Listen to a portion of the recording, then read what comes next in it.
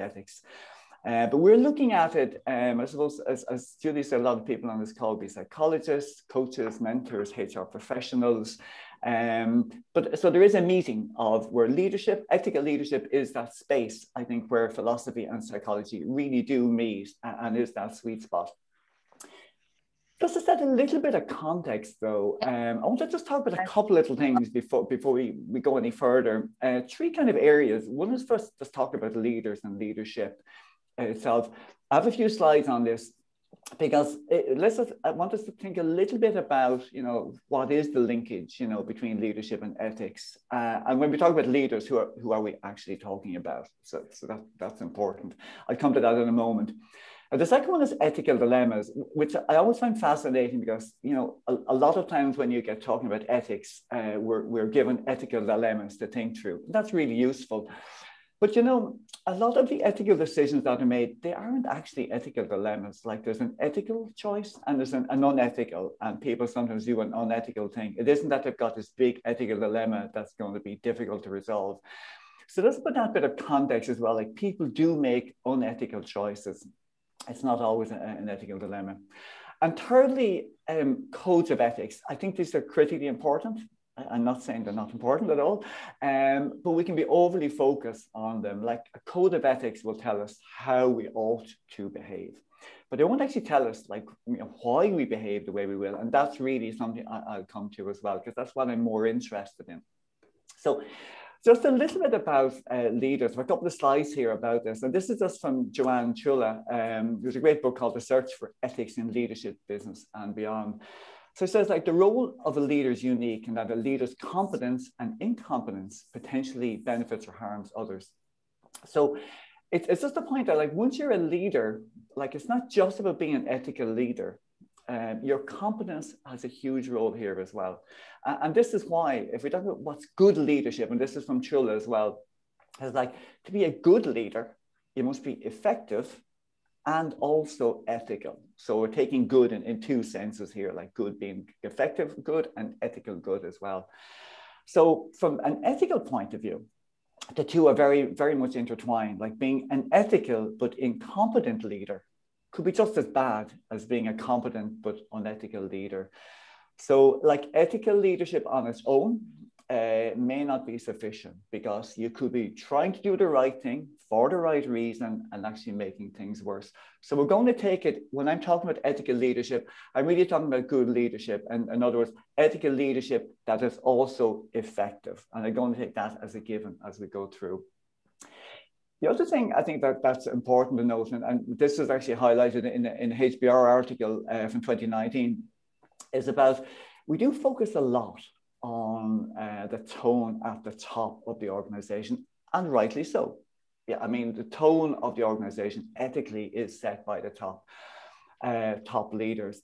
And indeed, usually those are the people that we get to see in the newspapers and the headlines and that around what the top leaders have done from an ethical perspective.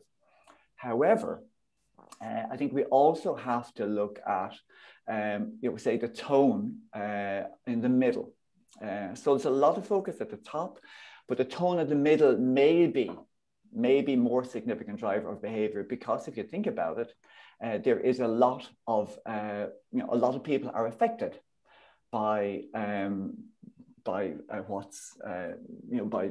that middle layer. So let's also think, when we're talking about leadership, we're talking about everybody who is a leader, and ethical leadership applies to everybody, from the team leader who is, at the coalface, let's say, up to the person at the very top. So just take that piece of context as well. So, as I said, what I wanted to look at is not how we ought to behave as leaders, but indeed, why we behave as we do. So this is why I want to introduce you to behavioral ethics, which is the approach I'm looking at here. So it's different than philosophy. And behavioral ethics is relatively new. It's kind of a mix of psychology, sociology, philosophy, even anthropology, I suppose, as well. But it is, instead of focusing on how we ought to behave, which is what the codes of ethics do, it's looking at why do we behave the way we do? What makes us behave maybe unethically? So that's why I would now like to pose that question to you and to get us into a breakout group. And this is the question. I just want to, we're going to have a breakout session of about 5 minutes. And when you come back, because we've got a lot of people on the call today, I might just get you to do some chat in the chat box when we come back. Why do you think people behave unethically? That's really just the question for you. I'll just stop sharing for the moment. So why do you think people behave unethically? What is it? Think about behavior. So we'll have a 5-minute breakout. I will have a bit of a chat when we come back. Probably use the chat box to do that because we've got quite a lot of people on that. So Julie, would you mind looking after the breakout for us for about 5 minutes, please? And say if anybody who doesn't want to, doesn't have to join. Yeah, you have the option to join or not. So if you don't want to, you can just stay in this main meeting.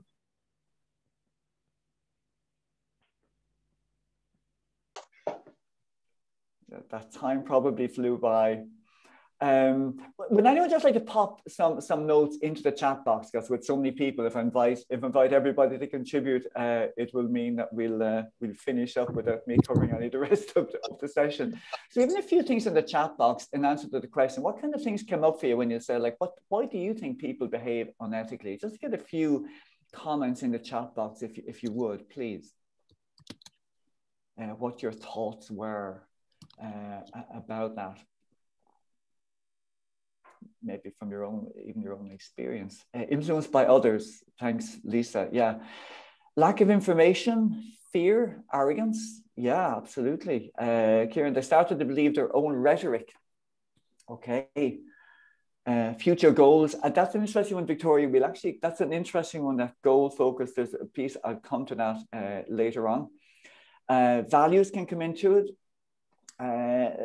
Again, around values, like having values and acting on them are two different things. We can have quite strong values, but are we prepared to act on them? Culture, absolutely, Sean. Yeah, the culture at an organizational level is there. And also, if an understanding what is unethical. Narcissistic, yeah, I mean, if there are people who have like this narcissistic or sociopathic behavior, yes, that can be there, but also very good people do very bad things at times. And that's really interesting from a behavioral point of view. Ego was mentioned as well. Thanks, Byrne. It's complex. Yes, Denise. Yeah. It'll cost them to behave ethically, or it may cost them in other ways if they consider being a whistleblower. Yeah, it is quite complex. I'd agree. There's a lot of factors feeding. Selfishness, decision-making, how to predict outcomes. Yeah, different perceptions of what's ethical and non-ethical. Yeah, and there's a few factors into that. Your own goals. Yeah, thank you. Disruption. Okay, there's a lot in there. And there's a mix of individual and group things coming into the feedback there. And please keep adding them as we go. And we'll capture these later as well, just for a bit of feedback. I'll just go back to sharing my screen with you. So we asked the question, like, why do we think, and really, if you think ethics really does come down to choices and decision-making and our judgment. So if we think about like, this path in the road that we come to, so, a dilemma is where like either path has kind of ethical hazard associated with it. But that, as I said earlier, that may not be the case. There can be an ethical path and an unethical one. Why would we choose the unethical path? And that's what I'm really interested in. So think about this metaphor of the pathway, and I'll come back to it again at the end. So here I've just picked out 4 things. 4 ones which are pretty, I suppose, let's say quite common. 4 things that could interfere with our ethical judgment. The first thing is overconfidence. In other words, we're confident that if we came to that path in the road, we would choose the right we would make an ethical choice. We can be overconfident. That's the first one. The second one is we're subject to the influence of those about us. And a few of your comments there, around culture, groups, all of those things. So we are influenced by the people around us. Again, going back to the pathway, we come to a fork in the road and everybody seems to be going a particular way. Do we follow them or do we go the other route? The third one is we talk about, having cognitive mechanisms. We can persuade ourselves that we are we might be behaving unethically, but we're doing it for the right reason. And I'll talk a little bit about what I call ethical dissonance. You might know about cognitive dissonance, where we have like two conflicting thoughts at the same time. But ethical dissonance is really interesting in terms of how we deal with that. And the fourth one is called ethical fading, which is where we can be so focused. In other words, we're walking down the path and we don't even realize that there is a fork in the road. In other words, we go down a non-ethical path without even thinking about it. And why might that occur? So those are the four things, the four behavioral elements that I want to raise today. I'm just going to start with the overconfidence one. And this actually made me, I smiled when I saw this in the paper a few weeks ago, about the report on the COVID-19 restrictions, about how like 97% of people believe they were as careful or more careful than average.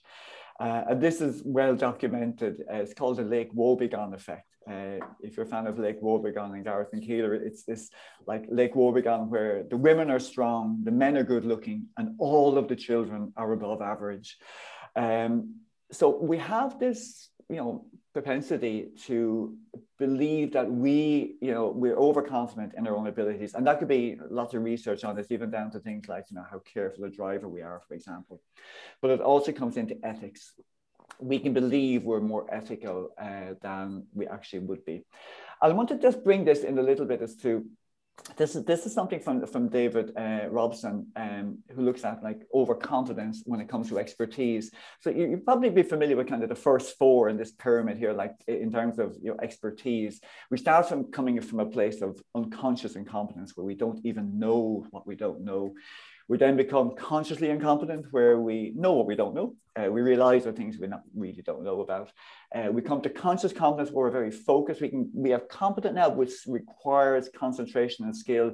And at the fourth level is where we're unconsciously competent, where we effectively are, we can do this almost with our eyes closed. When it comes to overconfidence, what's really interesting is these are the two areas where we are most likely to be overconfident. Okay, we're going to be overconfident in the early stages when we have less competence, because we don't realize, what we don't know. But also, and this is where there's an ethical element to it, when we are really competent, and this could be, if you think about leadership, you've been a leader for a long time, that's the point when you could be overconfident, because you say, like, I've done this job for 20 years. How could I possibly stray into being unethical? And that's why David Robson puts in a fifth, which I think is really interesting, reflective competence. And this comes into ethics as well. If we can, again, being completely competent and consciously competent, but still taking time to reflect on that and taking time to think and stop ourselves from falling into the overconfidence trap. So that's a look at the overconfidence. When we look at then what social aspects, social norms, conformity, bias. So if we think about it, we do have a tendency to behave like those around us. Some people call this identity protection, where we behave like the people around us to, in a way, protect our own identity, but also to remain part of the group. It's kind of built into us from an evolutionary standpoint. If you think about that, though, it means that if the people around us are making ethical choices, it's easier for us to do likewise. So the people around us, if they're behaving ethically, it's easier for us to behave ethically. But conversely, if they're behaving unethically, we may find it more difficult to act ethically in those circumstances. And this is highlighted by Dan Ariely, who says, like, cheating is contagious. When we see others succeed by cheating, it makes us more likely to cheat as well. If you think about this in sport, you see it a lot. If the other team are cheating, why shouldn't we? Why should we be so good from that standpoint? But also in a business context, if others are cheating or behaving a certain way, we feel that we should do the same. So that's just picking that point again, that social aspect. But there's more to it when we get into something that you'd be familiar with, which is groupthink. So when we get into groupthink, there is this what's called false unanimity. So with this group decision making going on, there can be this illusion of agreement. In other words, we think that everybody is agreeing. So we see something has been mentioned, it sounds unethical, but no one is saying anything. So we're led into a false sense, well, nobody seems to have a problem with this. It must be okay. So here's where ethical behavior is not just what we do, it can also be what we don't do. So when we fail to do something and fail to speak up. So that's where groupthink can come in, and we'll look at maybe how we might counteract that later. A third area of groupthink is what we call the how did we get here? You know, and groups do ask themselves this, and I'm sure lots of group decision making, when they've looked in the cold light of day at a later stage, after maybe legal implications have surfaced, how did we get here? And it's an interesting dynamic that groups can actually make a judgment, a moral judgment, and take a position which is more extreme than any of the individuals would. So just think about that. So each individual would have a kind of a red line almost that they say, well, I wouldn't behave beyond that. But as a group, because of a group dynamic, the group itself can actually move into beyond the space where any of the individuals themselves would have went. And this is really dangerous because this could snowball, because it means over time, the behavior and the ethical decision making of the group can shift over time and become more extreme, almost unnoticed. And that's really, really, you know, that's so important to think about. How you can, you know, someone has to call stop at some stage, or we'll end up being far more extreme than we ever individually set out to be, or even as a group. So the third area to look at, and I know I'm going through this quite quickly, but this is to feed into our discussion, is this area of ethical dissonance, where we know we're behaving unethically, like there's a decision to be made, it is unethical, but we do it anyway. And how do we manage that? There is a dissonance, we feel uncomfortable with it, and we have to deal with that tension that's there with doing something which seems unethical to us. We're uncomfortable about it, and yet we're doing it. So a few things go on here. And the first is, I'm going to take this from Bandura, Albert and Bandura, moral disengagement. And there is a YouTube clip, by the way, I've just given the URL at the bottom there of Bandura talking about this himself, which is really worth, it's only about 10 minutes, but it's worth listening to Al Bandura talking about it himself, where we convince ourselves in a situation that the ethical standards don't apply because of a certain situation. Now, I was thinking for an image to go with this, and I did think about the storming of the Capitol in the US, where, you know, people convinced themselves that this was under the conditions, that this was the right thing to do. Now, if they had seen other people doing this very same behavior, they would be aghast, I would imagine, if someone else is doing the same thing. But we convince ourselves that for whatever reason, and this taking the business sense, there could be lots of reasons why we convince ourselves that it's okay to do what we're doing for whatever reason. And we can convince ourselves that it could be because, again, other people are cheating here, or, you know, the regulator shouldn't be so hard on us, or there's, you know, there's good guys and bad guys, or whatever it is. And we can become locked into a reality and lose perspective in how to behave ethically. So we persuade ourselves that what we're doing is actually fine. So that's around how we kind of get over a dissonance, that we know we're doing something, but in this situation, we reckon it's fine to do it. And the last one, which I think is really interesting, is what's called ethical fading. In other words, we're so focused, we're going down the road, and we'll again go back to the metaphor of the fork in the road, we don't even realize, you know, we're looking down at our feet, not even realizing that there is a turn off or there's a fork in the road. And we move into unethical behavior because we're too focused on other things. That could be profitability, making the numbers. It could be beating the competition. It could be to some costs. And if you think about a project, there is more moral hazard towards the end of a project than at the start. So at the start, you haven't invested anything in. You can make decisions, less pressure on you maybe. Towards the end of a project, are you going to make a decision which could delay the project? You've only got a week to go. There's a really tough decision to be made, bordering on the unethical decisions, and ethical decisions can become more difficult. But you can be so focused, you don't even think about it, and you just keep plowing on. Deadlines, someone mentioned one of the chats there about having goals. Yes, goals are great for focusing, but if you're so focused on the goal that the ethics and the ethical questions completely fade out of your view, well, now you're getting into a kind of a moral and ethical hazard. So ethical fading is something that we need to be aware of. So if we go back to our path again, so we said we got kind of 4 things. The first is we could be overconfident. We come to the fork in the road and we say, we would never, ever take the wrong path. We know we have confidence in ourselves. That would never happen to us. Secondly, we walk around the path and we see other people are going to the left, but the right is the way we think we should be going ethically, but everyone is going the other way, so we're going to follow them. The third one is we might convince ourselves that, okay, we know we should be going right, but going left for whatever specific reason, we convince ourselves that that's what we should do in these circumstances. And the fourth one that I highlighted was, okay, we're going down and we're so focused, we don't even see that there's a fork in the road, and we're gone down unethical decision-making without even realizing we're there. So I want to have a poll here.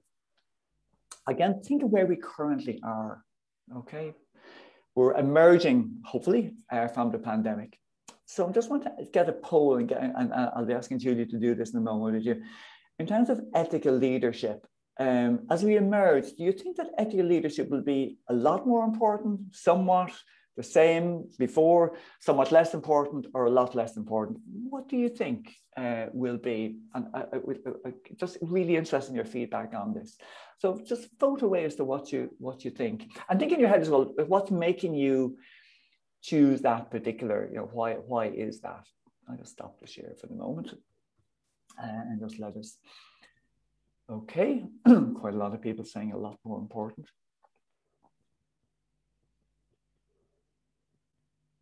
Same as before, somewhat more important. Okay. Nearly got everyone. Nearly got everyone. A couple of people to vote. Yep. Okay. Would anyone like to, anyone who voted into the lot more or somewhat more, would anyone like to jump in and just give a view as to, just what do you think ethical leadership is going to be even more important now as we come out of the pandemic? I'll just stop sharing. I mean, you say, almost 90% of people said either somewhat more or a lot more important. So interested, anyone, feel free, someone just to jump in and say why you think it may be more important at this point in time.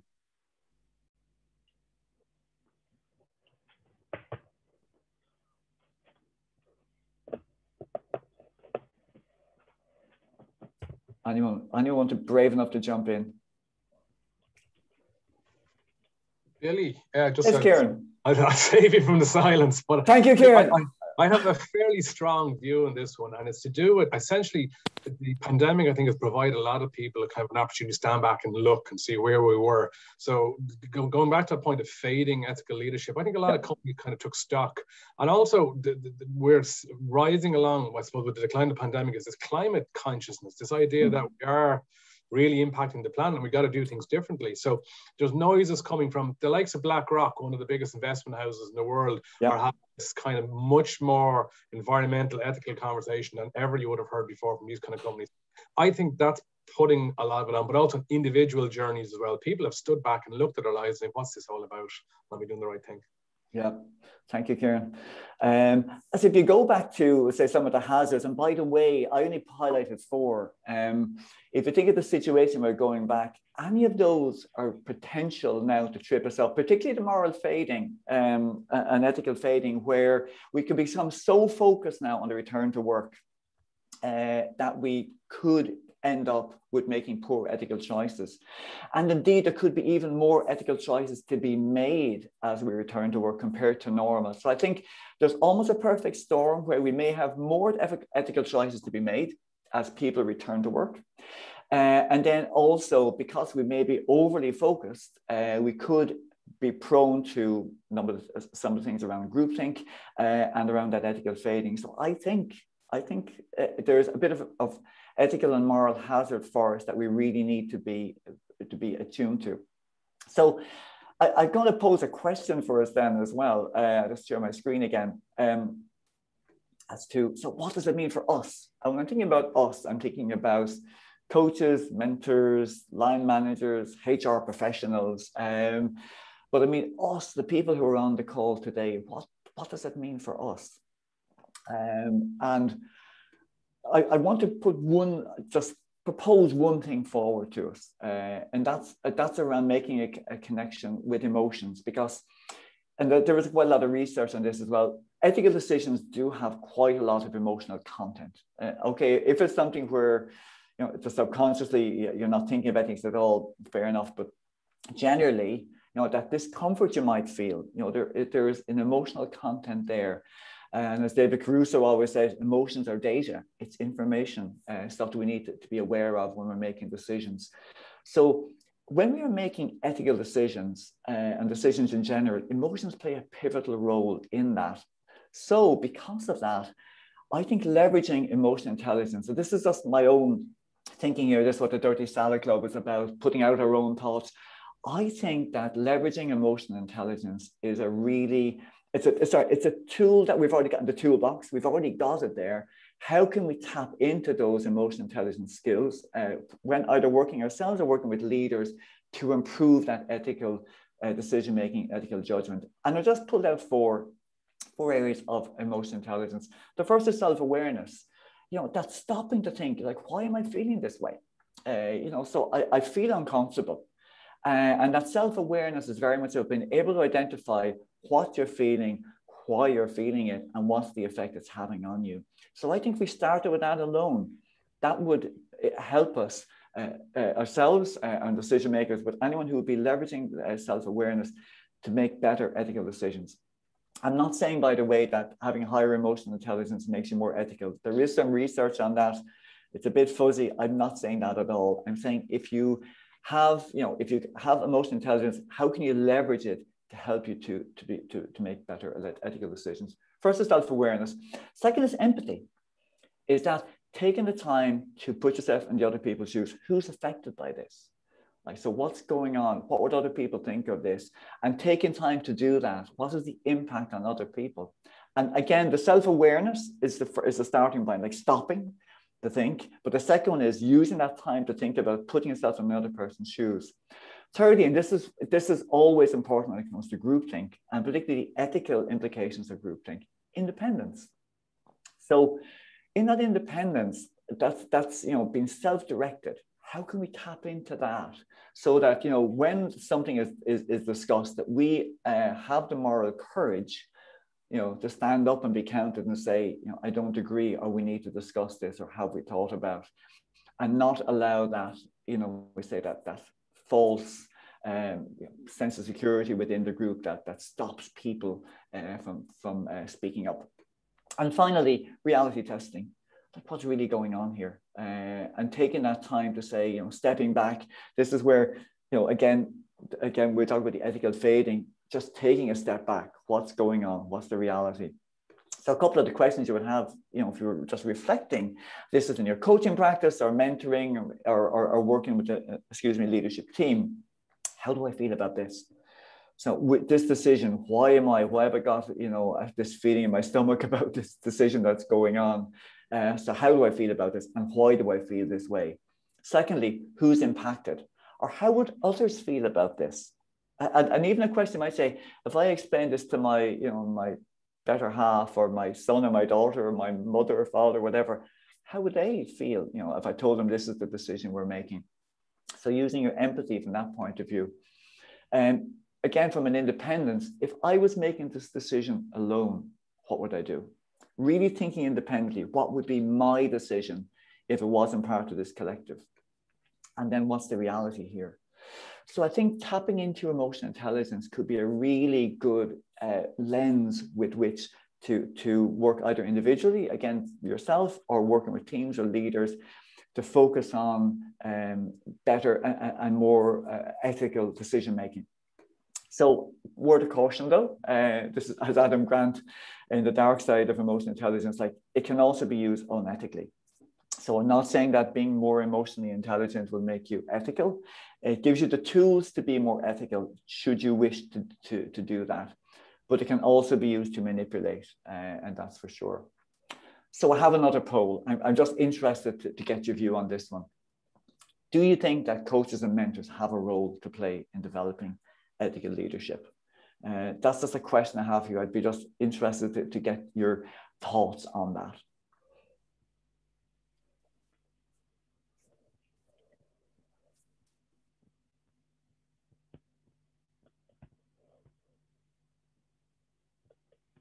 Okay. A lot of people believe, yes, that coaches and mentors have a role to play in developing ethical leadership. Agree or strongly agree? Okay, great. Okay, that's quite a lot of agreement. So again, a takeaway for yourselves is thinking about that. If you have a role to play in developing ethical leadership, what can you do in practice? What can you actually do with that? I want to share, I'll open up for a bit of Q&A in a moment, but I would like to share a resource for those of you who are interested. Let's go back, I beg your pardon. This is the McCombs School of Business in Texas, and they have a fantastic website on behavioral ethics. And the reason it's fantastic is that they post there a lot of small video clips of all elements of behavioral ethics, which are really good for you to, if you wanted to explain a particular, just take something like ethical fading, for example, or moral disengagement. They have really, really nice animated clips, which are really great to try and share maybe with clients you're working with or teams you're working with, or even for your own your own learning. So that's a great resource to tap into. So I would encourage you to do that, to have a look at that. And we'll be sending you on the slides. So, if you haven't got that link, the slides, we'll be sharing the link with you later. And again, let's get the conversation going on this. As you said yourselves, this is going to be more of a topic as we move out of the pandemic. So again, my email is there. Connect with me on LinkedIn, obviously KinchLyons.com and the Dirty Salad Club. I want to have you there. I'm just going to stop the share and just open up to any kind of questions or any observations from yourself of the work that you're doing in this area that you maybe would like to share with the rest of us. I said, I've taken a behavioral ethics view, and I think that's for us, if we're practitioners and if we're looking at leadership, where philosophy and psychology meet is in behavioral ethics.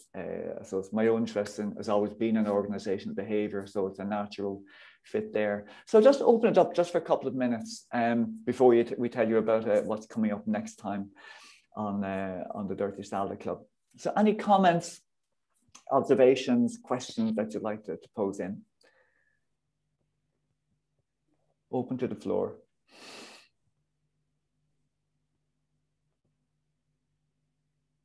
Sorry, Frank, you're just, yeah, go ahead there. You're on mute. Yeah, great, thanks, Frank. Sorry. Frank here, hi everybody. One of the kind of landmark books on moral philosophy, and that was Fletcher's Situation Ethics. For the kind of work we're all doing and say influencing ethical decisions in leadership and in organizations, is there such a thing as a kind of an overarching moral norm, business norm, or is everything situational? It all depends. Like that thing, to my mind, that thing runs completely through every discussion we have on ethical behavior, like whose norms, who decides, is it like terrorists who kind of press the button on the bomb, they're all sincere and well-intended, but arguably misguided. So is the ethical behavior that we as coaches, trainers, facilitators, whatever that we might be influencing or cultivating, or whose ethical judgment is it? How do you know? Like I just putting that as more of a question, like is the ethical norm or the right thing, the good thing? You know, yourself in the philosophy, like back to Aristotle, Plato, all of that, the good person, the good society, all that. How do we know? Is it all situational? Do we trust individuals to do their best? Or is there some kind of oracle that kind of guides it all? And again, I think it's more of a question to ponder, because there's, and as you say, like over time, ethics is something, it's immovable. What was considered ethical 100 years ago, situational, would certainly not be considered ethical now. And that's where the philosophy piece is like, what do we treat as, what do we consider to be ethical? Whose ethics are we talking about? And the behavioral side is more around us, but even if we agreed on all of that, why would people still behave unethically? Which I think is that interesting piece for me as well, again, coming from, I like the philosophy piece, and I don't know if you read like the Ethics of Ambiguity by Simone de Beauvoir, small book, but she's coming from an existential philosophical place, but she talks a lot about freedom, which in an organizational context is a really interesting space to be. But even if we agreed on all of that, and agreed it was Plato or Aristotle or whoever it was, some people would still behave unethically, some unwittingly so, because of some of the behavioral things we've highlighted today. And some would still behave unethically, but persuade themselves that it was still the right thing to do. So I think there's a great piece there for us in terms of, I say, as we work as coaches or mentors or facilitators, in terms of how do we help organizations not to define their ethics, but whatever their ethical framework, how do we help them to stay within it? Thanks for that, Frank. It's a good question to pose, though. Yeah, look, I'm just, what's behind my thing, like, we like to think in the work we do that way, apart from enhancing businesses, enterprises, whatever, that we are in the broad sense doing good. Yeah. But who's good? You know? Yeah. Yeah. And that's, honestly, I'm not like, it's a question, even it's a personal question. Like if someone's ethical judgments in business or in people management or whatever, like somehow conflict with our own, just kind of hits where it can really hit is like, would you compromise your own business decisions, your own income, your own revenue, because of disagreeing with with a client's ethical judgments? Like that's one place where the rubber would hit the road. Absolutely, and that's one of the real world consequences for us as practitioners, where we may have, we ourselves are making ethical decisions to say, yeah, would I choose to work with this client? Yeah, absolutely. Like we'd all say we wouldn't work with, armaments, or would you work with a company that makes cigarettes? Yeah. Or whatever, like, but if someone said, well, that's okay, we understand your ethical problem, but we'll give you 500 grand a day. So would you do it? Yeah, yeah, yeah. I'd love to think I wouldn't, but yeah. Tough choice. Anyone else like to make a comment or an observation on particularly how we might work with ethics and with ethical leaders in terms of developing? Because a lot of you said, yes, we think that we have a role to play with developing ethical leadership. Any thoughts on that as to where I just propose like emotional intelligence as one lens we can use? Alan? Yeah, Billy, I love the way you've done the lens, but I also think what you covered before around the ethical fading, the competence reflection, even sharing that with your clients and asking them where that fits with you. How would you notice it was fading? To Frank's point as well, going in, getting what does ethics even look like for you, holding up a mirror, rather than, that will stop the kind of sleepwalk and just mirroring other people's and actually stand back and do your own. Yeah. And if you think about reflective competence, that is the space where coaches and mentors work. We help other people to reflect. Yeah. So if you think about that fifth point on the pyramid you showed, like that reflective competence, where you are very competent, but you're reflecting. And again, coaches, that is part of what we do as part of our work is being on that learning cycle and helping that active reflection. And also we have the advantage as coaches and mentors that we are outside. We are outside of the groupthink. So we can ask, and I'm sure a lot of you would have been there, where you've asked a difficult question in a coaching conversation. And I think that bit, the add-on, we all know the unconscious competence model, but it's only the 4. That add-on is really a kind of a business case with a return on investment that we can add. Yeah. And the Dunning-Kruger effect, Billy. Yes. Now. That's there. Dunning-Kruger is at level 1, where we're overconfident because we don't realize how little we know. Yeah. Thanks for that, Alan. Anything else, folks? Any other comments that you'd like to add in? Because if not, I'll let Julie tell us. Yeah. Just one quick question, and this is probably, I'm highlighting my stupidity really more than anything else, but is the link between ethics and values? I was just listening to the conversation with Frank, that, if you offered all of the money in the world to go and work for a company that ethically in mind, where does personal value, that's an ethical consideration, are they the one and the same, or do they overlap, or are they kind of similar sides of a coin, or what way does that work? It depends on who you're with all these things, because now you're steering more onto the philosophy piece as well. There's some of the writers on values. You could say at one level, like you could have a value, but that doesn't mean you'll behave. So you might value courage, but that doesn't mean you're going to be brave. So there's a piece around living your value. So when it's Values from a leader is when you start acting on them. And then there is an alignment of your, again, that alignment of your values and the values of your organization. And there is a piece, obviously the ethics comes into that, but values is an interesting place to be, where acting on values is such an important piece. And that's sometimes what we don't do, is that we have values, but we don't act on them. And that could be, that's back to that bravery piece as well around, as Frank says, you know, are you willing to act on your values? So you say, I would not work with someone who's, you know, we just say investing in oil rigs or whatever, climate change, whatever.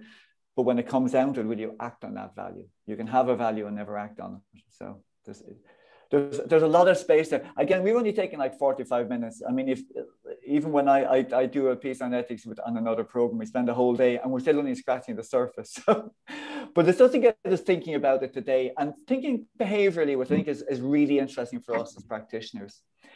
Julie, Billy, I think you're really correct though to bring in emotional intelligence into, like, highlighting in the work we can do. It's certainly kind of an instrument, an area.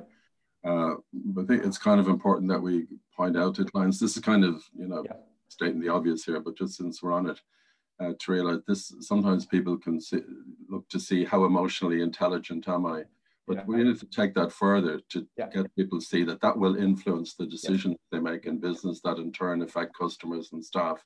And like that I think your point this morning is really well made, to link the emotional competence as a central factor in decision making. Yeah, no, thanks. I mean, and that's where I tend to come from. I think it's just developing emotional intelligence for the sake of it could be money wasted. It's what am I doing with it, you know? And in terms of decision making in particular, it has an enormous impact on the quality of your decision making and the ethical quality of decision making, and using emotional intelligence and bringing it back in a practical sense. Thanks, Frank. Thanks, Billy. Julie, do you want to say something about next? Yeah, perfect. Thanks so much, Billy. First of all, that was really interesting. I think a lot of people got a lot of food for thought with that. I just wanted to mention, oh yeah, you can pop the slide up. Next month's session. So we'll be back again on the 12th of May. When William Corliss will be hosting. You might know William or have seen him before from his podcast, the Workplace Podcast. But William will be talking about digitizing your coaching and training business. So this is actually a request that we got from a few people, just talking about, you know, adapting their business to this point in time where everything is virtual.